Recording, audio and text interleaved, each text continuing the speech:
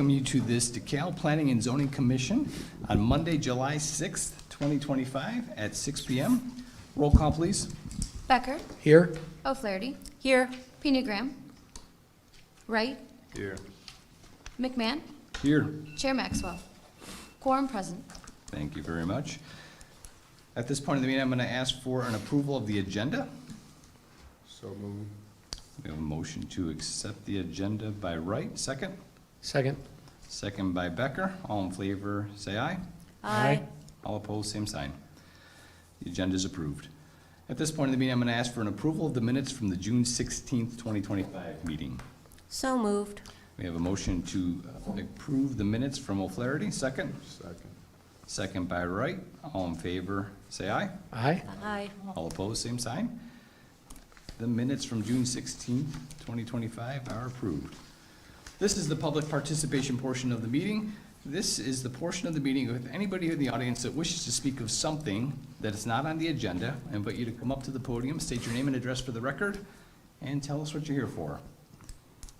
Seeing nobody here for that piece, I'm going to close the public participation portion of the meeting, and I'm going to open up to new business. Tonight we have 3 public hearings on the docket. Our first public hearing, which I'm going to open up at 6:01 p.m. on Monday, July 7th, 2025, is a petition by the City of DeKalb for text amendments to Chapter 23, Unified Development Ordinance, UDO, of the Municipal Code to allow cannabis dispensing organizations to have on-site consumption lounge. The city being the petitioner, I'm going to ask if there's a presentation. Yes, thank you. Staff report in your packet. The city is the applicant. On May 27th, the City Council had a discussion under considerations for possibly allowing tasting room or consumption lounges in cannabis dispensaries. Nakia McAdoo, the principal of XL Leaf on 305 East Locust, brought that to the attention of the city and wanted to get feedback from the council that would be allowed. A current UDO does not allow on-site consumption to smoke, inhale, or consume cannabis on the property. Of course, the council has authority to amend the UDO with recommendation from the commission.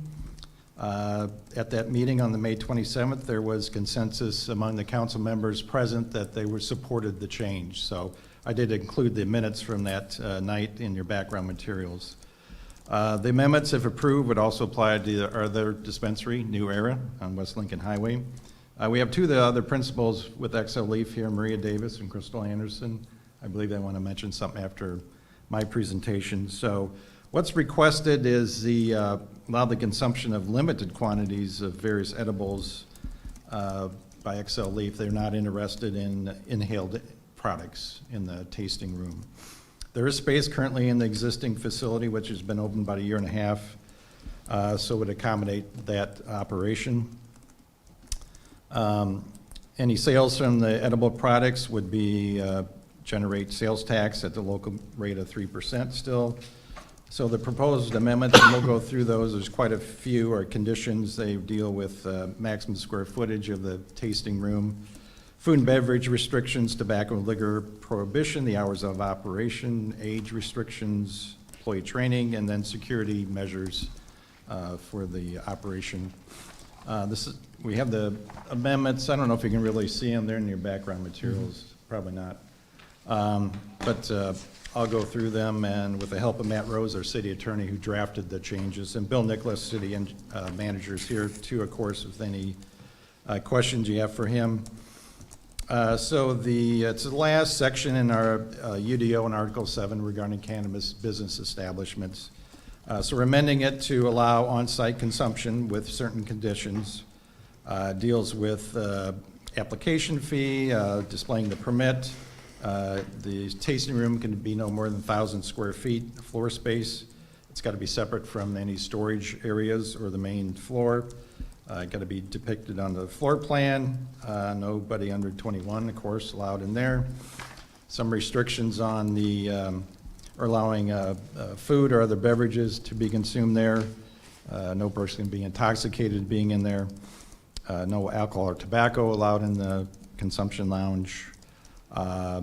If any food served, they have to meet local and state regulations. Hours of operation matching the dispensary itself.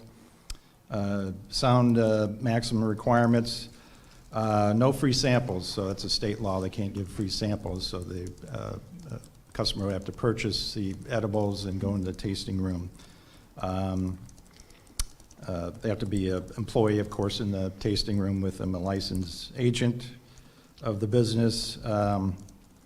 And then there's a few security plan requirements, operation requirements. I'm going to have Matt Rose kind of go through there, our city attorney. These operation plan, there's a Illinois administrative regulation, state of Illinois regulation about on-site cannabis lounges, and they require certain operations plans that we've adopted and incorporated into the proposed text amendment. And so one of those is a responsible operations plan, and that requires a detailed explanation of how the dispensary's employees will monitor and prevent over-intoxication, underage access to the on-site consumption lounge, the illegal sale or distribution of cannabis or cannabis-infused products in the on-site consumption lounge, the illegal use or possession of cannabis in the on-site consumption lounge, and other potential criminal activity on the premises, and how best to prevent impaired driving by encouraging consumers to consider alternative transportation options. There has to be a documented employee training plan that addresses all those components, and along with that has to be some staffing plans, what the hours of operations will be for the consumption lounge, the pricing policies and procedures.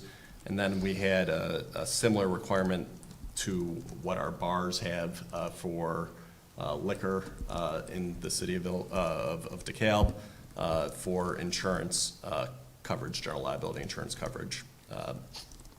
And there's also a security plan, and that security plan talked about some of the regulations that are imposed or conditions that are imposed part of this text amendment UDO and under, as required by the Illinois administrative regulations, that it has to be in a segregated area with a locked door.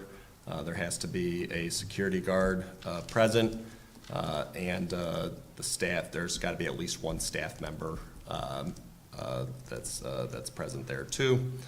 And then there is a cannabis product destruction and waste management plan, which just talks about, well, what do you do with anything that's left over in the consumption lounge? That's something that all dispensaries have to have a plan anyway for their, if there's leftover product or discarded product there, but it might have some particular relevance to a consumption lounge because, for example, somebody could be consuming like half of a cannabis-infused beverage and just leave it there and decide that they want to leave. So how do you properly dispose of that? You can't just put it in the garbage because that might be able to be picked up by somebody else later. So all those plans would have to be, they're required under the regulation, the state regulation right now, and would have to go to the regulatory authority there at the state. But they're also going to be required to be submitted as part of the permit application for this consumption lounge. So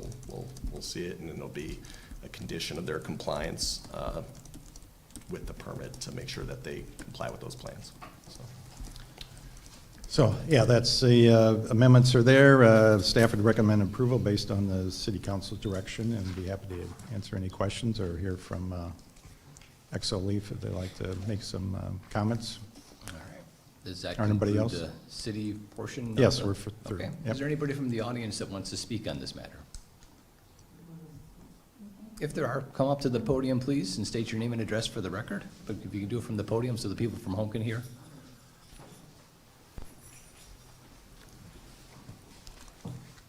Hello, everyone. My name is Maria Davis. I'm one of the co-owners of XO Leaf Dispensary. I don't know if I've met you guys before, but thanks for having us, and we appreciate DeKalb for having us here. We are part of the community. It's the best second job that I have now. So, Maria, we what's just your wanted to address? mention that Maria? recently. Maria, what's your address for the record? Your address? 305 East Locust Street. Oh, Thank you. I'm sorry. All right. I am hard of hearing. You I'll better speak answer louder. the question. All right. I can go. Go ahead. proceed? Go ahead. Okay, you want to hold these? So I just wanted to let you guys know on, that as well as the tasting room, which is just a small, a piece of what we plan on doing with our tasting room site, is also education. And we asked the community during the festival a couple of weeks ago what they would like to see, and we made a board up, and we got their input. They'd like to see meditation. They would like to have classes in regards to various illnesses and cannabis and the effects of it. So we have medical professionals that will come in and teach classes and hold seminars. They would like to do more of less like yoga and other things as well. So it's not just going to be a tasting room. We also want to use it as a means to bring the community together, as well as to use it as an education for cannabis. All right. If you want to see the boards. So we did a board with education and discussion panels, and a few things that some of the customers that stopped by said that they were interested in: epilepsy, Alzheimer's, pain and management, even parenting and plant medicine, mental health. Socially, they like something like a ladies' night, college night, bingo and buds. And also some do-it-yourself workshops, like just more education on herbs and oils, meditation, and even maybe culinary. So different things that we can do with cannabis and that we can share and teach. Very good. Thank you. I Crystal, would note did you too, want to add the anything? three principals are in health professional nurses, so. Right. Yeah. I was gonna say that, given our background in being in health professionals, we think it's imperative that, because we consider cannabis as a plant medicine, and so we think it's imperative for the community and those who consumers to know exactly, what it is that they're consuming in their bodies and how it affects, the body and how it affects certain disease processes. So, we lean heavily upon that, and as far as like, even with our employees, they will be educated on how to deal with customers and how to deal with patients, who consume, teaching them, how to consume, dosing, this, how much, the body is able to tolerate, the medicine. So I think it's imperative that, the community knows exactly what, they're consuming. And, that was brought out in our meetings before, when Nakia mentioned that, they come to the store, they purchase a product, and that it's packaged, they don't even see it, they have no idea, what it is that they're consuming until they get home. But this way, they'll be able to, see the product, be able to consume a piece of it, and in a responsible environment, So I think it'll benefit the community. Could you state your name for the record, please? Oh, I'm Crystal Anderson. Thank you, Crystal. All right. Anything else you want to add at this point? Okay. Thank you for your participation. I'm sure we're going to have some questions from you. Is there anybody else from the audience that has any questions, would like to come to the podium? Okay. Seeing none from there, and hearing the city's presentation, I'm going to close this portion of the public meeting at 6:13 PM. And I'm going to open it up to the Planning and Zoning Commissioners for questions. Anybody have any questions? I do. So, our job isn't to determine what we consider to be the morality or lack morality of a decision. It's simply look at highest and best use. My concern, and I think you've given me some good information to think about, I guess my concern with the consumption of cannabis in an area that's not private property or home is what happens when a person leaves. and our legal counsel, and perhaps you too, can answer. When you go into a bar, if you're overserved and you're stopped, there is a very quick mechanism for determining inebriation. There's not anything like that right now for cannabis. You know, I know that there's blood tests, but of course that can be refused. And I support the legalization. I don't consume, but my sons do. But my question is, what can and are you willing to do? And for the city, how do you warrant that people won't go? I'm sure you're very responsible, but what happens if our other cannabis location were to open a lounge and they're not as responsible and someone does get overserved? And is that the highest and best use? Can anyone answer that? You know, I can say, like, with other consumption lounges, of course, we're not gonna be the first one there. One in Munderline, one in Island Lake, a few other consumption lounges around Illinois. And there are parameters that are set. The state set those parameters as far as like how much people can consume on premises. What is done when there are factors that our employees and ourselves will be able to identify whether or not this person is intoxicated or when the behavior has changed. And then the fact that, we will,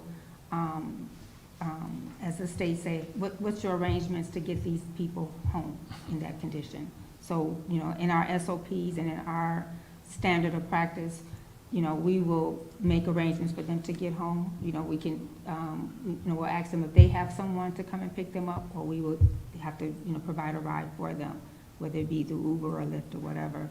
But, we will not send them home. First of all, we wouldn't let them get so intoxicated where they can't, get home. So what sort of training, as nurses, I'm sure that Well, but what about your employees? So they're also trained on identifying or what the state requires, as far as like identifying a patient or a customer that's over intoxicated or is at a level.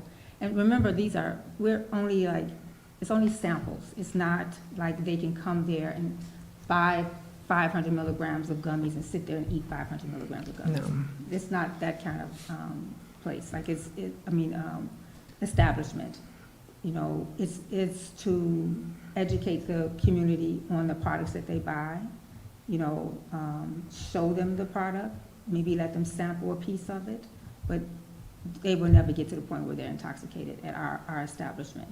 And how And our often, one of the things employees I are do, trained. Oh, I'm sorry. They are trained. We have modules that are required By the that state. you must take every year. It's a state requirement, so. one of the things I feel very positive about is your commitment to education, in not just proper use for consumption, but also for the medical, the culinary, those different facets of it. How much effort do you anticipate going into that? Will you set up a regular schedule that you'll promote via your website for different classes that people can take and those sort of things? It's in our marketing plan. Okay. Yes, we don't plan on we want to use it as an event space, so it's not like a daily thing where you come by and sample. We'll have vendors that provide, or the vendors that create the products, come out, educate our customers on the product, and provide them with the opportunity to sample, but not a daily thing where you can just come by and this is a hangout or Okay. anything like that, no. Yeah, I think that was, my misunderstanding, I think, was that this was similar to a bar where people can come in, socialize, and enjoy recreational, consumption. But it sounds like it's more. Yeah, Scheduled yeah, events, maybe. scheduled events. Yep. And the same, like Maria mentioned, that the vendors will come out and they whoever, the cultivators, we call them vendors, but the cultivators or the growers, they have their products and they, want to, they'll have them, it's a sample of them and encourage, people and give an education piece on their products. And that same cultivator has educated our employees on the products. So like Maria said, like we have we pay like a yearly fee for an educational, it's not Modules. It's called C Talent, and it's like probably over 200 classes. Wow. And our employees are required to take every one of them. So every product that's in our store, they know about every product. Okay, thank you. I appreciate that. Then I'll add on the regulatory end that we make sure that they implement these plans and protocols that they have, and their failure to comply with those and to provide them to us could result in the revocation of the permit for the consumption lounge. So that is an additional reason to why they would want to have these plans in place to make sure that they don't overserve, potential customers and things like that. And what's the mechanism for that? Yeah, the revocation. Well, the mechanism for, enforcement, yeah. Yep, it's the same problem that you have with all enforcement issues, such as if you get overserved at a bar. But is there the- someone committed and dedicated to that? Yes, it is illegal, for example, to drive a vehicle while impaired or under the influence of cannabis. So, each individual that is driving to a dispensary that consumes on site would have to run that risk, just like an individual would have to run that risk if they go to a bar. Now, it's not running a risk, you just shouldn't do it, right? And you should have a responsible plan to make sure that you obey and obey by the law. We've heard what that one of the requirements here of the permit is to say, what is that safe transportation plan, right, which is a requirement that bars don't even have here, for example, right? But it is incumbent upon us to enforce it, the city's police department, and then on the regulatory side, once there is an example that we can bring for enforcement, then we would seek to potentially revoke the permit. And I understand that, but on the broader spectrum, what mechanism is in place to guarantee that the training is being conducted, that the people aren't being, obviously, inside the doors, there's not much that can happen unless you've got somebody there watching all the time. So- But as far as training, and I believe that you will provide that, but Yeah. from a city side, from the regulatory side, what do you have in place to enforce that? Because again, they might do a wonderful job of it, but we have 2 dispensaries. And if the other dispensary should, petition to do the same thing, what do we have within our governmental departments to make sure that training is conducted, that all these things are Can I done? comment on that? Yes, please. So, the department, Illinois Department of Professional Financial Regulations, who hold our licenses, Mhm. they inspect us all the time. The state police are out there all the time to inspect us. And in order for each employee to get a badge to work there, we have to prove that they had their educational, they have to have a certain amount of continuing education courses. So as far as, if they want to see, okay, did this person have the educational training, they can go right to the state, because if they're badged, if they have a badge, which we cannot enter the store without one, then the city will know that these people met their training, because they won't get a license to work in the store Okay. unless they meet those requirements. So the onus is on the state rather than the city. Yes and no, they have to show us that training as part of the permit application too and ongoing. So it's very similar, if you think about the bar analogy where there's Bassett training, which you might be familiar with. The city, under its regulations for liquor, the bar operator has to show that they have a Bassett-trained server. It's very similar to the consumption lounge is what I would say. Okay. Cool, thank you. Yeah. Bill? It's a good question. I know where you're going with this, because in life there's a lot of gray. And we can have the best laid out rules have been defined by the speakers tonight, by the city attorney, but what happens. So to give you an example, so there are a number of things that can produce, whether it's a sedative effect or whether it's an exhilaration that comes momentarily or briefly from certain types of ingestion of your products, or a couple shots at a bar or whatever. So what do we do? What can the city do? We can't post a police officer at the doors of all of our bars and so forth, or restaurants with full licenses, or even at the 2 dispensaries. The dispensaries are required to have security, which is a lot more than bars, restaurants, and so forth in town. But they're still gray, right? So a person who presents pretty well, samples a little bit, not samples and buys, not free samples, and then leaves and then gets, and does something erratic, whether it's driving or in an interpersonal way. And then somebody can file a complaint against the establishment. And so we'd investigate that. They have cameras just about every corner of that building. So there is evidence as to the condition of the persons coming and going. And, am I correct? Mm-hmm. Yeah.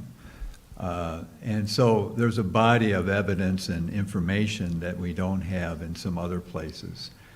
But ultimately, for instance, we do stings at places that sell tobacco to underage people. We do stings people for bars and restaurants that might serve people under 21. But we don't generally post ourselves seeing people walking out of these establishments. But you have sworn security, private security, under state law to do that. So there are a number of fail-safes that I think are presented by the state law and also by what we just have before you tonight in the red line version of that section of the UDO that are certainly, they're not perfect, but they go a long way toward giving us some comfort. So drugstores every day sell Tylenol. You could go in and buy the 50 quantity, and you can go out in your car and you can swallow all of it. There's nothing we can do about that. We have no way of knowing what your intent is to do. And we have no way of knowing even what the intent of a person is who goes in and doesn't go to the tasting lounge, but just goes into the main sales area, is flagged in because they're 21 and over. They presented their driver's license and probably another form of identification, which is tremendous compared to what you normally have to do when you go into a bar, say. And then they leave and then they feed it to somebody who's underage. How do we know? We don't. But what the legislature said, and we've been having this debate for about 40, 50 years, right, since the 60s when I might have experimented. But the point is that every night, and I read all the shift pass-alongs, 3 shifts a day, 7 days a week, just like the chief does. And I see how many times, it's just about every day, we pull a car over, it's driving erratically, and in the course of the investigation, find out that there is illegal cannabis in that vehicle. So who knows where they got it, how much they used, what they intend to do if they hadn't been stopped. I'm more confident today that we can control that to some extent than I was before we had dispensaries. Because the packaging that you have when people leave your building, and same with the other dispensary, as defined by state law, is it's airtight, you have to use scissors, you gotta go someplace, at home or whatever. and really work to get it open to use, unlike a nickel bag, which we pick up every night. How did I come up with that phrase? And it has I our heard name on that. it, and it has our name on it. So it's not a nickel anymore. $40 bag. Anyway, the point is, it's a big, that's a wonderful question, because there's a wider context here, which is what happened in the state of Illinois and other states that have legalized this. And then they left it to locales and private persons who are looking to do this right, to figure out the best way to serve the customer, but also to make sure that they are being safe in their use. And I think the answer, honestly, is, we don't have all the answers, but we have to be vigilant from here, and that's a matter of trust. I think the way we police these things now is a lot more thoughtful. Everybody who goes through the academy now knows about, and you were right, it's not quite as easy as blowing. It's not quite as accurate. It's going to be better, but it's still not quite there. But they sure know how to detect symptomology and also using the test, which is called, what's it called? You remember? Endearment test? Yes.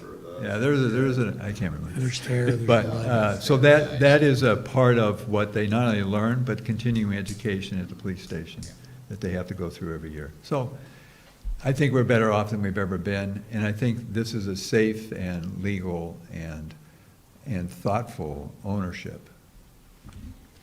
Sure. Thank you. I appreciate your patience with my questions. One other quick, though, if I might, and I'm sorry, I believe in quantifying things, and I think you've done an excellent job of that, and I appreciate it. So a person comes in and they want to purchase for home, regardless of whether it's liquid or consumable or smoke. And they want to go into the lounge, buy a sample to taste. They are not, anything that they've opened, are they allowed, in the course of purchasing from you, are they allowed to open that and consume it in the lounge? Or is it just what's purchased for consumption in the lounge can be consumed and not what's purchased to remove from the facility? I beg your That's pardon? what we provide. So our intent is not for people to say, okay, I'm going to make a purchase, and I'm going to go over and sit in the consumption lounge, sit in the lounge for 2 hours and just consume it. That's not what we intended to do with this at all.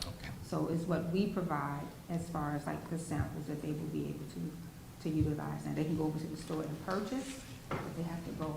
How to consume. And I'm assuming that your security people are trained in We have the same observation? badge that we have. Okay, thank you. And again, I do appreciate your patience.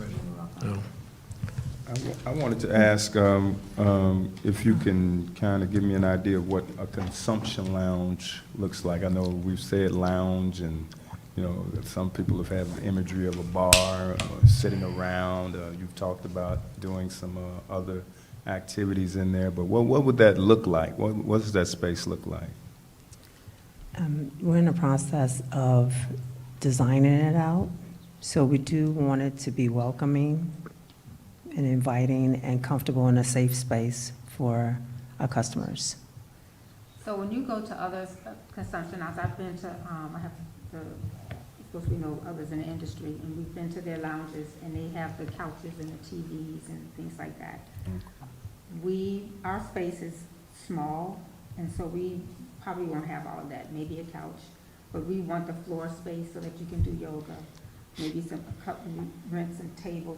We do have some stand-up tables so that when the vendors come, they can display the product, and have a board and talk about, their product, with the customers. So it's not like a smoke shop. Not lounge, a like- speakeasy or anything Yeah, like that. It's not gonna be like that. We don't have the space for that, actually, to do Okay. something like that. And so when we say consumption, and we're not talking about inhalants or anything, No. what are some of the consumables Drinks, that? Yeah. gummies. That's it. Brownies? Ingestibles, no brownies. We don't sell brownies. Sorry. No brownies. That means someone has to go home and make them. You got to get the recipe for that, Jerry.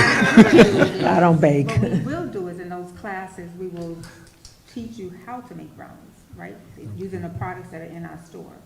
This particular RSO, this product you can purchase, and this is the recipe for how you make brownies. You know, so those are some of the things that we hope to do, you know, as far as like teaching people how to create or make delicious dishes at your house. Not at my house, but at Bill's house, I know. What, made me forget my question. First of all, you've seen other lounges, and what do you anticipate this bringing to your place? How will it enhance it? Is it for marketing? Will there be increased revenues you expect, or? Well, of course, it will increase our customer base. And just community involvement, more community involvement. We've had people who come into the dispensary and they'll say, who's the Paws people, right? The dog shelter. Tails. Right, they've asked us, hey, can we, do something, can we do a collaboration? And when they had their gala, we gave them giveaways to give to the, like little.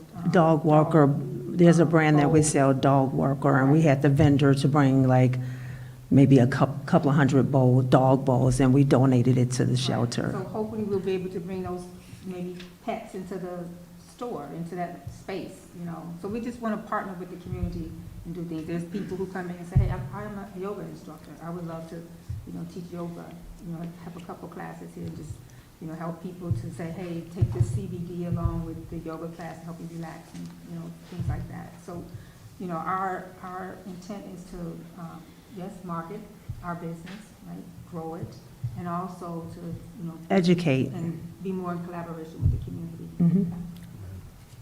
Thank you. I have a question for the city. So what are we agreeing to tonight? And I think from what I've heard, you're not gonna put the ventilation in so I can smoke in the tasting room. But tonight, if we say yes, are we, let's say New Era comes in here and they're like, yeah, we got the money and we want to ventilate this so we meet all of this code. Are we saying yes that they could do that if they wanted to? No, this, the other dispenser, if this amendment's redlined out, is what Okay. you're voting on. If that's approved, it would apply for both dispensaries. The other one doesn't have any interest at this time to put in a Right. lounge, but they're aware of it. So you're looking at the red line, the actual amendment, so there's no smoking. Okay. It's We're edibles not and approving liquids. something general that. Yeah, to that's smoke, down they to- need a ventilation system. They're not We don't asking have for the that. ventilation for that. But if they wanted a ventilation system, they could come back and ask us. They'd have to do another hearing, Okay. another amendment. So what we're agreeing to tonight is just the edibles. Go ahead, Bill. So I really think, on the practical side, it's not going to be possible, because although when it used to be a part of what was once Finn's Limited at the corner of, for the other dispensary, and they had to put 2-hour drywall, firewalls between themselves and the next nearest, on both sides, the other occupancies. And you would think, well, that's probably all right. And of course, they had to fireproof the ceiling and it's sprinklered and so forth. All that being said, it's got to be exhausted somewhere. It's not going to be exhausted through the building. It's going to be exhausted out. And you're going to smell that because of the proximity of the other places. Just open their back door and it's going to waft in. And if it's something that is substantial, 2 or 3, even if they were regular legal cigarettes, burning. So I don't foresee a building permit being issued for that in that location. And at this point, we only have 2 and we're not going to have a 3rd. So I think it becomes a moot point, but it's a good question, but it becomes a moot point because of the practical conditions. Yeah, and just to clarify too, the condition that is being proposed says no smoking, vaping, inhaling, or any other form of consumption of cannabis that is not eating or drinking shall be allowed on the on-site consumption lounge. So you're only voting on edibles, basically. And it's, if for some reason somebody down the road wanted to have a smoking consumption lounge, despite all the practical concerns, they would still have to come back, have a text amendment, and do that. And there would probably have to be a whole lot of other code amendments that are associated with it, too. Okay. Yeah. I have a question that could be directed to either, but is there any requirements for duration of stay? So I come in, I buy something that I want to sample, I go to the sampling room. Do you require me to stay there for 15 minutes, 2 hours, or what's the deal there? Because our counterparts, they have like, all of them have 2-hour limits. And what we foresee for like the event spaces, that when the event is over, you leave, you know, or if you purchase something in the store, you know, you just can't come over to the lounge and start consuming, you have to leave the store. So whatever, you know, event, they won't be there, because it's not, you know, like the samples, when a vendor comes and he's given a sample and they go over there and they purchase and they just leave. It won't be a place where they can come back and sit around and consume. It's not. But is there so that's addressing the maximum time. But I mean, you know, I come in, I've never tried this beverage before, I've never tried this gummy before, and I try it. Do you require me to be there for, or can I be like, it was a great taste, I'm gonna go now? Or do you require me to be there for a minimum amount of time to make sure that, one, I'm okay, and two, that I don't go out and do anything too crazy? You know, like in liquor, like in the liquor place, you know, it does happen, I'm sure, but generally, like, you know, the last bit of time that a bar is open or an event's going on, we don't sell them anything. So is there, I guess I'm looking for that minimum time. Is there anything required there? We didn't have anything in our SOP like that, but if it's something that needs to be addressed, then we will address that, you know. Yeah. There is not a minimum time Okay. that we say that, hey, you got to sit down here for 10 minutes and let's see if, let's see if it's working, you know. No, we didn't have anything in our SOP No, we with don't. that. That's a concern for me, Yeah. to be honest. I mean, I've used your product and sometimes it hits me. Okay, the next question I have is about security. Can I just address that real quick? I think that gets back to that gray issue. So I don't know that we can compel people to stay. So Right. how would you do that? Look, Right. I'm going to go, I'm sorry, you're under arrest. We can't do that. So there is that gray period, that transition period, right? Say the person goes out and gets in their car and gets home just fine, no problem. Gets home, creates a ruckus at home, because, speaking of the duration of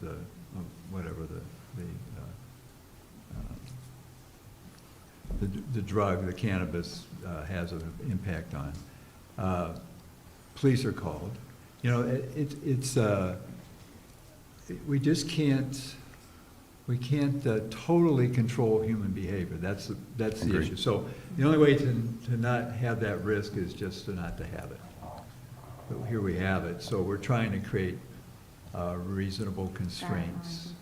Well, I mean, we're thinking about having it, right? This is what this is about. We're What I getting mean, to we do have that. 2 dispensaries. But we have Yeah, but now dispensary. we're thinking about Yeah, tasting rooms. Correct. Okay.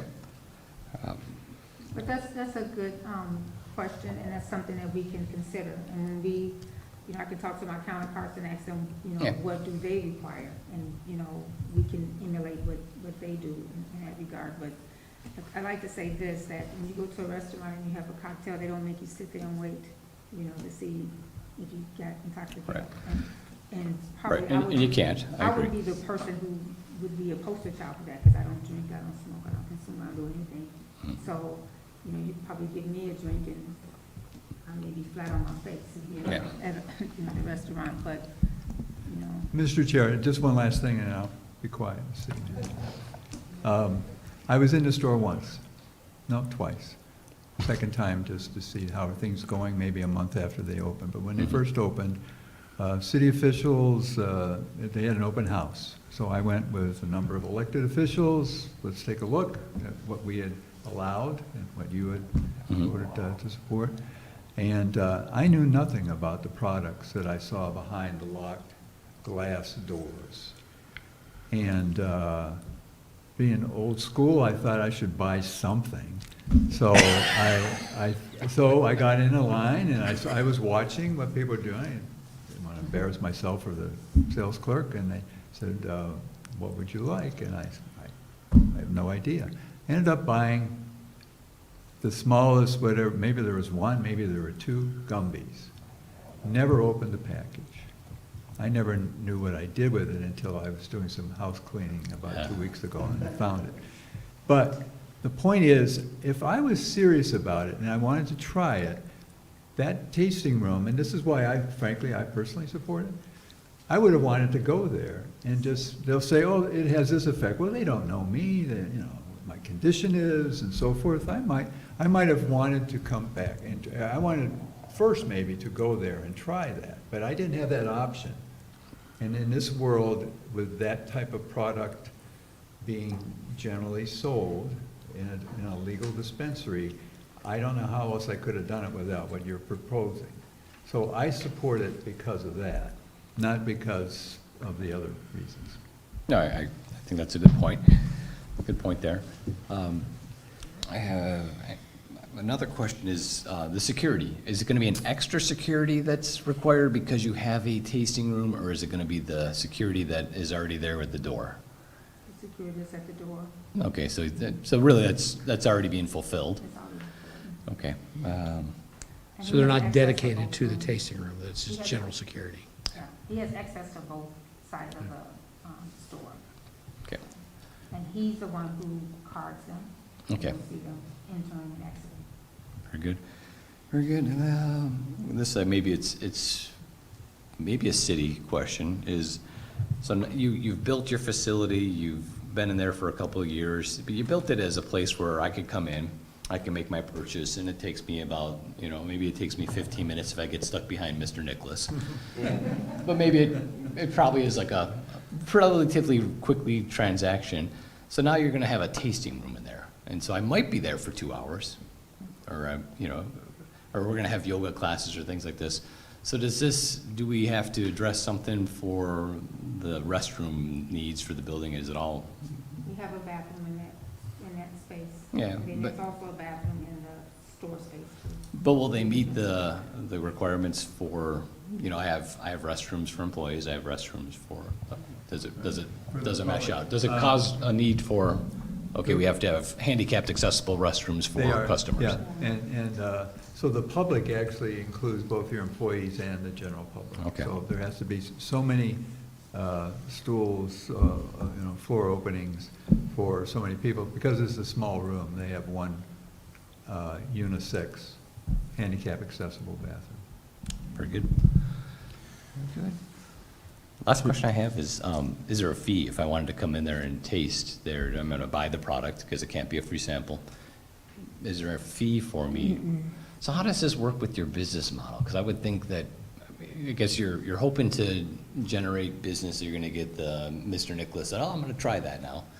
But I mean, like, it It'll would come be, over to the store it's- side and purchase. yeah. And that would generate the business, or the yoga instructor. I just who don't know. has her own people Yeah. who, she brings her students, and she, Mhm. teach them, how to consume and also how to relax and how to do yoga too. So those people will come and purchase. We just hope that, it's a good marketing strategy of Mhm. bringing in, more people with more activities. People that are interested in cooking, they will buy the products at the store after they learn how to take the class, right? Learn how to make the brownies, the cookies, and then purchase what they need to take home and make the brownies, so. Yeah, I mean, just in the business point of view, like, then you have to have somebody there for an hour if they're there. I mean, am I right? There has to be an event attendant or a tasting attendant? I mean, we're in your tasting room. Does one of your employees have to be in there? Yes, according to the state, yes. Yeah, so- We have an employee there. So then that gummy that I bought and took home, or that I took home, and this is just a business question, like, then, now you're having to pay Susie or Billy to be in there for an hour or 90 minutes, and time is money. So generally, it's like 4 or 5 people in the store at any given time anyway. So you Okay. just take an employee and say, hey, today your assignment is to hang out in the lounge area. You know, Okay. if the lounge area is being used today for consumption. Will you And sell we'll any food staff at all? accordingly. Will you sell anything at all? Like if I wanted to buy A Coke? a Coke or chips or anything? Like on a vending machine? Vending machine. That's a whole new mess. All right. But I do bet- think, to your point, I think that's a marketing thing that they need to be concerned about. But I do think that, and by what you just said, the state would require that you have a committed person in that room when it's open. And that's the important thing from us, I think. So will the tasting room only be open for set hours? Like, all right, we're gonna do tastings on Saturday from 7 PM till 10 PM? Or can I go, or can somebody come in and say, when you open, oh, I wanna taste this? How do you handle that? It won't be like that because it's only, like, they will only be able to taste if there's a vendor there, if there's someone there who is, displaying the product that they're trying to sell that day. Okay. Whatever cultivator or whatever. So craft grower is there. it's not gonna be any time I wanna walk in there and do a tasting. It's gonna be come Saturday from 7 to 9. Okay. Budweiser decides they're gonna have the samples at Hy-Vee. Exactly. Okay. Or you've got an Yeah, event. So they have Okay. a company rep go, and here's the options. You've answered my questions. Thank you for your patience with that. Thank you. Is there any other questions? Yeah, Can I say that I have been impressed with the way you've run the business from the time you've come in here to present. I am not a consumer. I am a pastor. And I've had all kind of ups and downs with. But when marijuana was legalized, we had a number of different folks coming in, and I've been impressed. I've been impressed with the way you've tried to implement education, how you've tried to implement it into the community. I saw you at Corn Fest, or we had a festival, and I saw you guys out there, and I've been impressed with the way you've operated your business and the way you are forward-thinking about the DeKalb community. So I thank you for that, and We try to be responsible vendors. amen, putting me at ease with some things, because it has felt like you've been responsible vendors, so I thank you. Thank you, Jerry. Any other questions, any other comments? Seeing none, I'm going to ask if anybody on the commission would like to make a motion. I will. Based on the submitted petition and testimony presented, I move that the Planning and Zoning Commission recommend to the City Council approval of text amendments to Article 7.18.07, Paragraph 12 of the Unified Development Ordinance to allow cannabis dispensing organizations to have on-site consumption lounges as indicated in Exhibit A of the staff report dated July 3rd, 2025. We have a motion on the floor from O'Flaherty. Is there a second? Second. We have a second from Wright. Roll call, please. Becker? Yes. O'Flaherty? Yes. McMahon? Yes. Wright? Yes. Motion passes. All right, good luck, ladies. Thank you for your time tonight. Thank you so much. Good luck with everything. Thank you. Okay. New business item number 2. This is our second public hearing. So I'm going to open up a second public hearing on Monday, July 7th at 6:53 PM. Our second public hearing tonight is a petition by Heartland Bank and Trust, represented by Ryan Core, for a special use permit to allow a bank with drive-through facilities for the property located at 330 Grove Street, the southwest corner of Grove Street and South 4th Street. Is there a presentation to be made from the audience? Yes. If you come to the podium and state your name and address for the record and give us your presentation. Tom Weaver, 1636 Joseph Sixbury Street. Thank you, Tom. Got a recipe here for Jerry for brownies. I bet you do. So the proposal is for a drive-through at the property of 1330 Grove Street. I apologize, I thought you were gonna do Oh, the well, explanation. Yeah, You do yours, present then what he you want does. to do, then I'll go through my report, Okay, so. okay. So the lot right now that's there had the post office on it at one time. We tore that building down, and the new bank is gonna go on that property, and in order to make this work the way they want it to, need a drive-through. Very You good. got anything you want to say, Lynn? Yeah, land in favor, here, Ryan Core was not able to make it this evening, so land in favor, here, office at the 1985 DeKalb Avenue location of Heartland Bank, in Sycamore.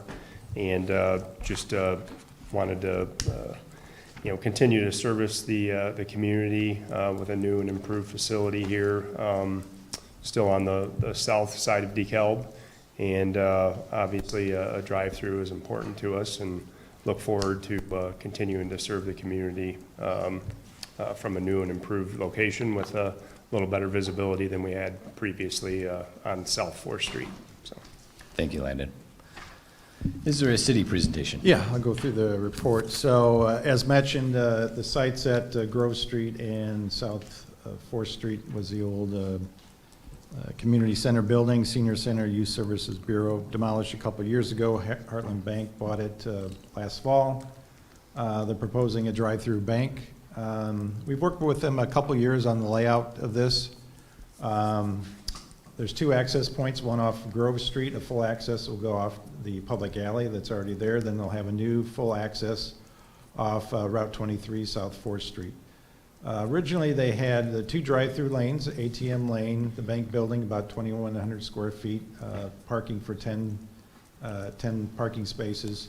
Originally had the drive-through lanes on the south side of the building, and cars would be exiting more likely on South 4th Street. We thought they should switch it and move it to the north side, where cars will exit onto Grove, the less busier street, obviously, better than South 4th Street. They do have IDOT approval of that access on South 4th Street already. So they have that accomplished. The site zone central business district, so there's no setbacks in terms of any building or even parking or paving. The landscape plan does show ample landscaping along South 4th Street. It's about 14-foot setback. They got 5 feet on the north side with landscaping and around the building meeting the UDO, so there's going to be ample landscaping. This won't be all paved. Meeting the requirements. 10 parking spaces, as I mentioned. There'll be no pass-through lane, but the ATM will serve that. It's similar to other banks in the city that have two drive-throughs ATM. There's always room to kind of go through around the site. That's a rendering of it, pretty much all masonry building, very nice looking. Be a great addition to that corner. That's just a previous building Nice that was tenant. there. So, special use permit required for any drive-through, even in CBD districts. So we believe, based on the findings of fact, which are in your staff report, that they meet the requirements for special use. There's adequate stacking that's what we look for.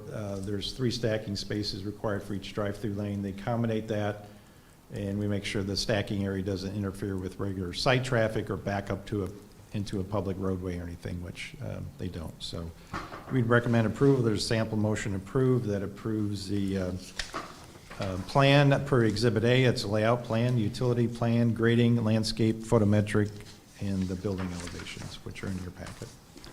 Thank you, Dan. Is there anybody from the public that wishes to speak on this matter?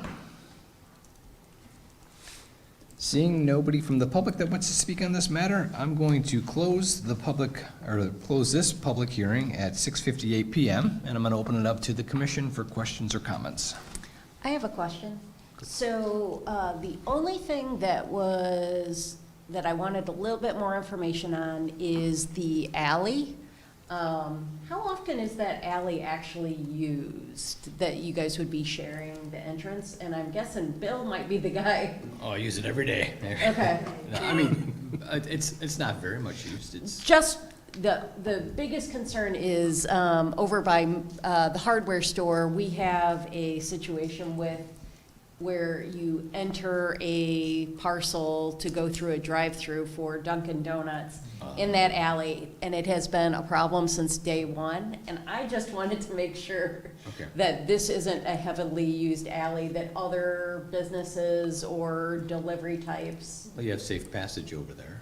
Safe Yeah, Passage there's a- will still have offices over there. But that's their It's their not used very often. The office. city has an annex building with 4 or 5 employees. Okay, And the yeah. Safe Passage, Nobody regularly Building. backs up a semi to deliver No, tires to no. anybody? No, not that I know of. Or anything like it'd be that? nothing like the Dunkin' Donuts Okay. at that alley. That's Probably that's not. my, I just see when we're using an alley for mixed use. Yeah. It just And when they twitch come a off little of bit. going right into the bank pretty quickly. Okay, so, yeah. Yeah. Okay. Cool, that was it. Will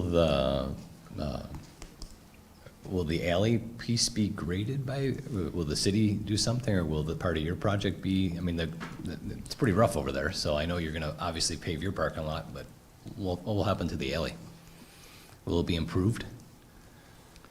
Well, that's, the current condition is that it's, whatever needs to be done to the alley based on the bank, they'll have to do that improvement. It hasn't been determined if there's anything that needs to be done at this time currently. Okay. Go ahead, Bill. Actually, I can scoop you. Okay.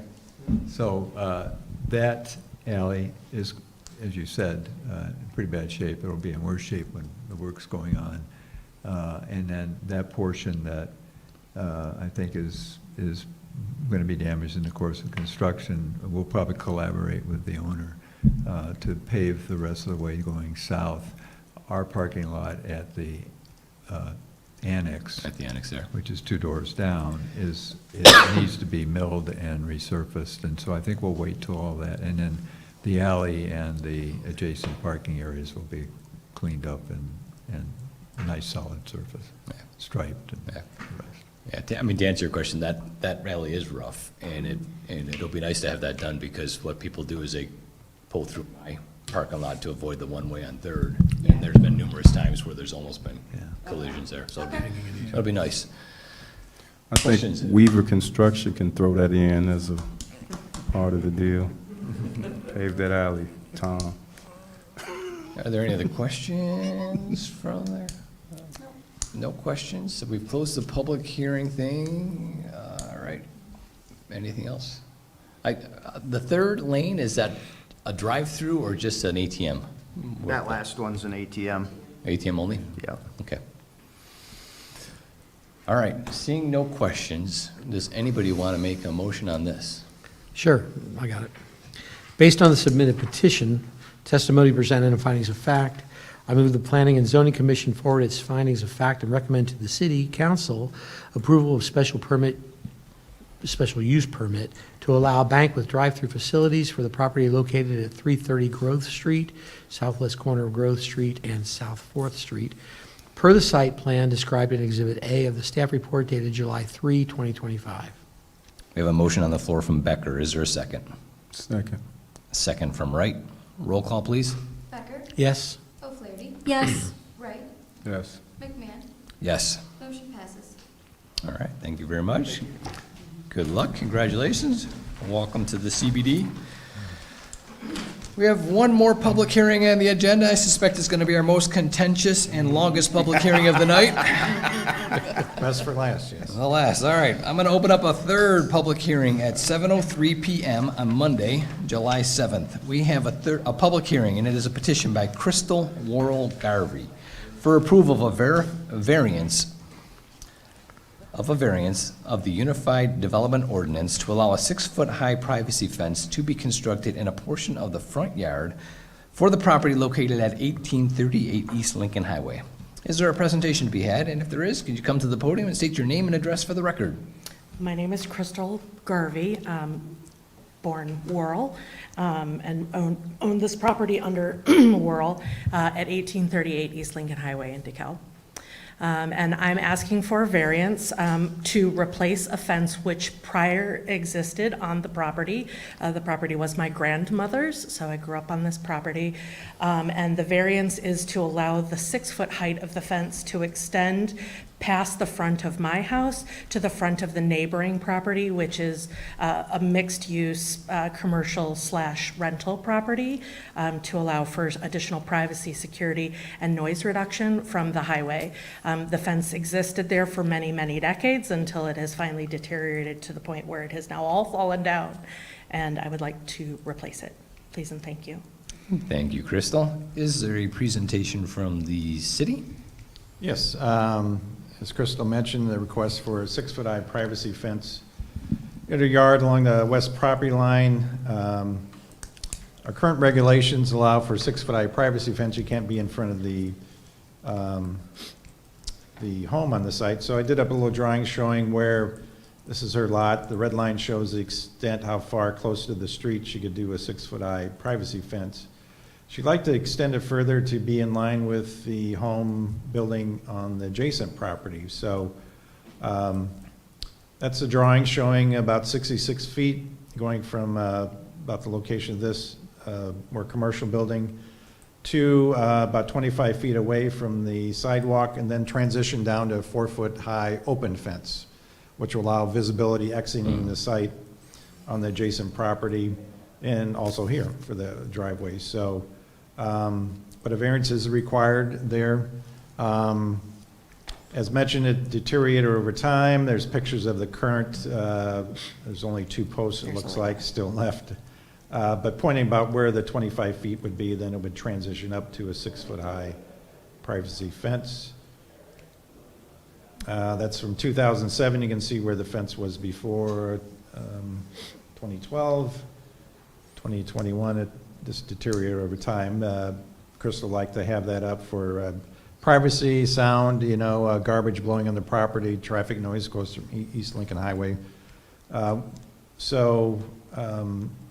One interesting thing just to maybe look at it is if the neighboring property over here wanted to put up a 6-foot-high fence on their property, on the east property line, they could push it all the way up to here and not need a variance. So as you would look at it, it would look pretty much the same. So we think it meets all their criteria for a variation. There's a hardship here. There was a fence up there before, didn't do any negative impact to the neighborhood.